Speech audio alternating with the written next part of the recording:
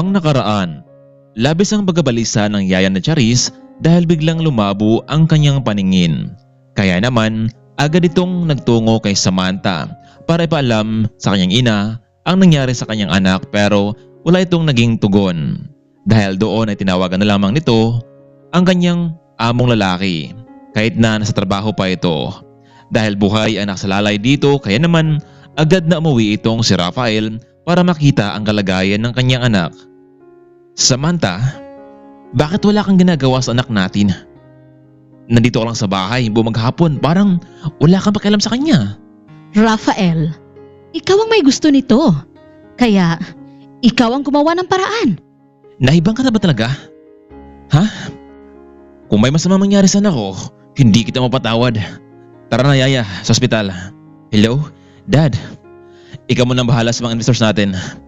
Dadalhin ko muna si Charis sa ospital. Iho, wala man namin nagawa ang asawa mo dyan ha?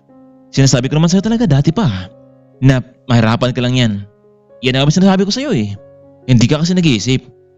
Tingnan mo ngayon, ikaw patuloy ang nahirapan na yung sa asawa mo. Sige na dad, ibaba ako ng tawag. Kita na tayo mamaya sa bahay ha. Umalis na sila patungo sa ospital habang nakasakay sa sasakyan ni Rafael. Anak, ano ba nangyari sa'yo, Charis? Dad, nahihirapan kasing makakita itong kabila kong mata. Bakit? Ano bang ginawa ni mami mo? Walang galang na po sir. Noong nakaraang linggo kasi, habang nagluluto ako, alam niyo namang lapitin sa akin si Charis eh. Hindi ko naman inaasahan na lumapit siya. Kaya yun, natalsikan siya ng mainit na mantika ang kanyang mata. Sinabi ko naman kay Ma'am Samantha pero wala naman siyang naging reaksyon. Sana sir, mapatawad niyo po ako. Magdasal tayo, Yaya Mildred. Magdasal tayo, Yaya Mildred, na walang masamang epekto yung pagtalsik ng mantika sa mata ng anak ko.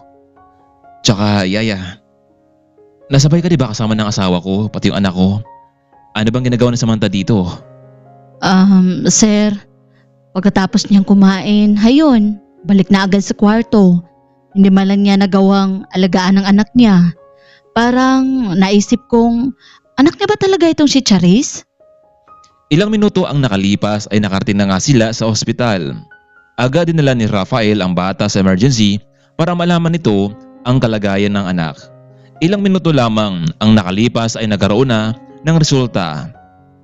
Dok, kumusta ang anak ko? Anong findings niyo sa kanya? Mr. Cavaliero, medyo malala na ang natamong damage sa mata ng anak niyo.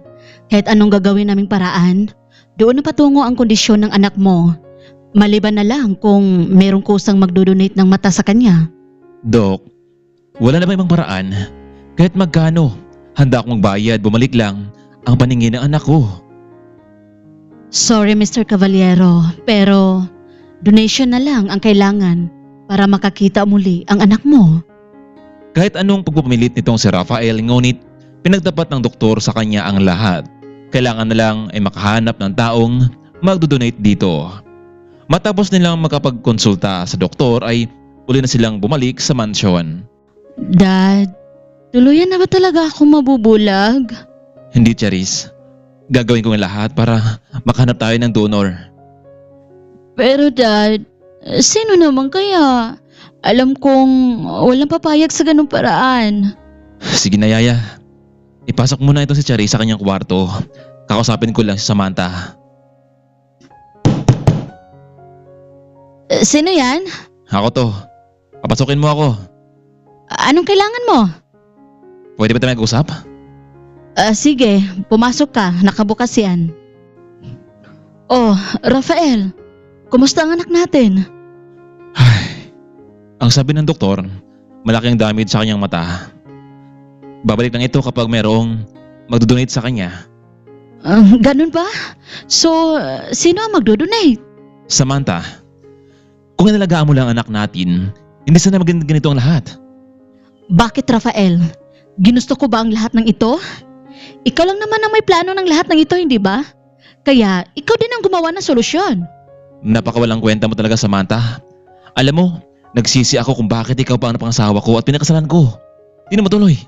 Dahil kasi nabulog ako sa kagandahan mo. Alam mo, Rafael, kung hindi mo na ako gusto, pwede naman akong iuwi sa amin. Sa ganung paraan, matutuwa pa ako. Oh, ganun nga ba talaga? Sige, gagawin ko yun. Wala kang konsensya sa anak mo.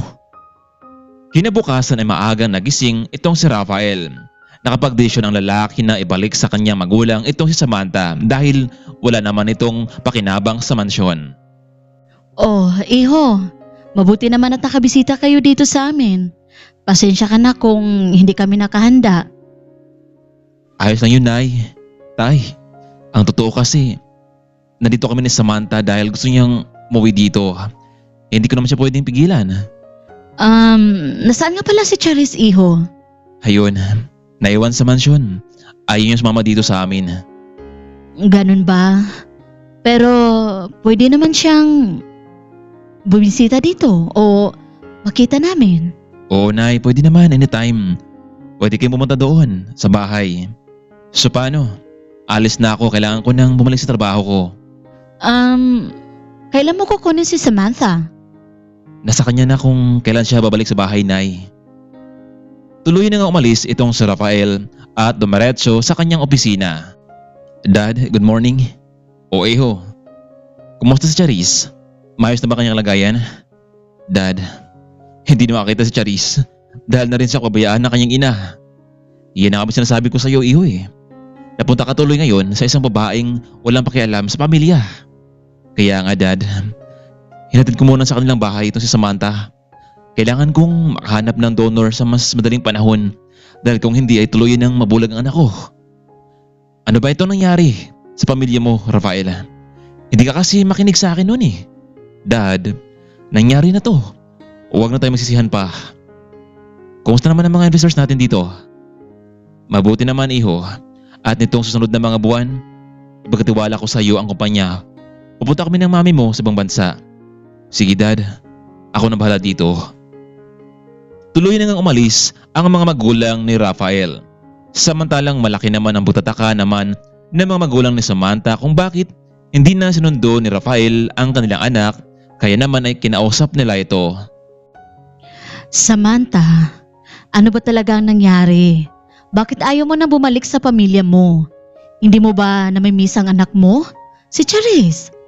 Nay, kung gusto ni Rafael na tumira ako sa mansyon, sunduin niya ako dito. Bakit ganyan ka, Samantha? Lahat nasa'yo na. Pero mukhang hindi ka pa rin seryoso, lalo na sa pamilya mo.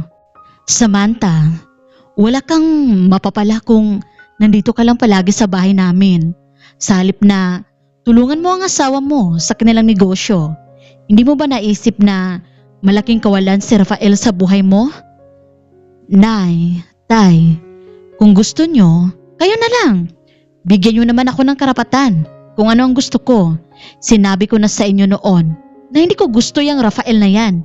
Kahit may anak na kami, mas lalo ko siyang kinamuhian, Nay, Tay. Paano, anak? Hindi ka ba nag-alala sa kanya, sa anak mo? Kung gusto nyo makita si Charis, puntahan nyo. Hindi na lamang nagpatuloy pa sa pasalita ang mga magulang ni Samantha. Lumipas ng ilang taon, sa kasamaang palad ay tuloy na ngang nabulag ang kabilang mata ni Charis. Ang laging kasama nito sa mansyon ay ang kanyang yaya Mildred dahil laging abala sa trabaho ang kanyang ama. Hindi na rin siya nabigyan ng atensyon ng kanyang ama, kaya minsan ay naisip ni Charis kung mahal nga ba talaga siya ng kanyang mga magulang. Yaya Mildred, maraming salamat sa inyo kasi kayo ang umaalalay sa akin kahit noon pa. Siyempre naman, Charis, napamahal ka na sa akin dahil mula pa noon, ako na ang nag-aruga sa iyo. Hindi ko maisip kung bakit iniwan ka ng mami mo. Basta ito lang ang tandaan mo. Hanggat nandito ako ang mag-alaga sa iyo. Lumipas ng ilang taon ay tuloy na ngang ganap na dalaga itong si Charis, ngunit bihira lang itong lumalabas ng bahay dahil na rin sa kanyang katayuan. Isang umaga noon ay hindi nasahang nagkasakit itong si Yaya Mildred. Kaya naman napilitang lumabas si Charis para bumili ng gamot at pagkain. Sa paglabas nito ng mansyon, sumakay ito ng jeep patungo sa palengke para bumili ng mga makain. Pagbaba nito, hindi niya napansin ang isang lalaki na kanyang nakasalubong, kaya naman nabunggo niya ito. Kaya ito ang naging dahilan para siya matumba. Miss, pasensya ka na. Hindi kita nakita eh. Halika, tulungan kita makatayo. Naku kuya, pasensya ka na rin. Hindi kita napansin eh. Ayos ka lang ba? May masakit ba sa'yo? Okay lang naman ako kuya. Maraming salamat sa tulong mo. Ako nga pala si Joshua. Talagang pasensya na ha. Ayos lang yun. Ako naman si Charis. Ngayon lang kasi ako nakalabas dito eh, para bumili ng pagkain. Nako miss, mag-ingat ka dito. Maraming masamang tao. Kung gusto mo, ihatid na kita sa inyo. Ha? Ihahatid mo ako? Hindi ka ba nahiya na makasama ako? Tingnan mo naman ang tsura ko. Bakit? Maganda ka naman ah. Maputi. Kung iyang kapansanan mo ang nagpapahiya sa'yo, mapalad ka. Dahil nakalakad ka, nakapagsalita ka pa, nakakita ka pa. Lahat ay pwede mo pang gawin. Samantalang iba ay nasigaan lang, hindi makatayo at umaasa sa pamilya. Mamimili kasi ako sa palengke para sa amin ni Yaya. Yaya? Naku, mukhang mayaman yata ang pamilya mo ha. Ano? Tutulungan na kita. Alam mo, mahirap ngayon dito sa labas, lalo na at nag-isa ka lang. Huwag kang magalala sa akin. Hindi naman ako masamang tao. Ang totoo nga ay galing ako sa trabaho ko bilang isang janitor at pauwi na sana ako patungo sa San Diego Street. San Diego? Taga doon din naman ako. Ha? Parang hindi naman yata kita nakita doon sa lugar namin. Hindi kasi ako lumalabas ng bahay. Ngayon lang. Ganun ba?